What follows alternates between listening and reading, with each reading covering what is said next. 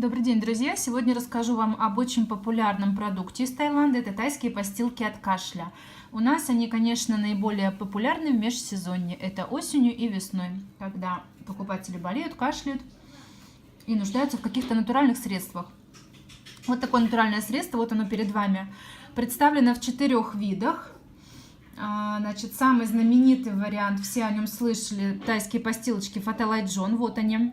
Это травки такие лечебные. Следующий вариант – это постилочки японский абрикос. Вот он. Сегодня на его примере буду показывать, как они выглядят.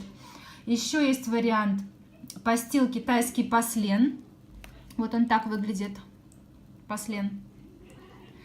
И еще один вариант – это любимый всеми тайский лайм. Вот такой почему-то вариант самый популярный у наших покупателей.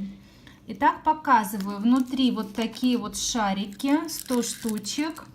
Вот, смотрите. Имеют они абсолютно натуральный состав. Их можно применять не только взрослым, но и деткам от 1 годика, ребята. От 1 годика. А также можно применять беременным женщинам, девушкам в период лактации. То есть продукт абсолютно натуральный и безвредный. Что еще хочу сказать? Конкретно по каждому не буду рассказывать. Взрослым максимальная доза 12 шариков в день, деткам максимальная доза 6 шариков в день. То есть либо при приступах кашля, либо при просто боли в горле их рассасывают по 1 штучке.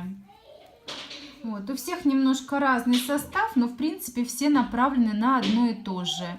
Лечат боль в горле, лечат кашель, помогают при астмах и обладают антибактериальным и антисептическим эффектом.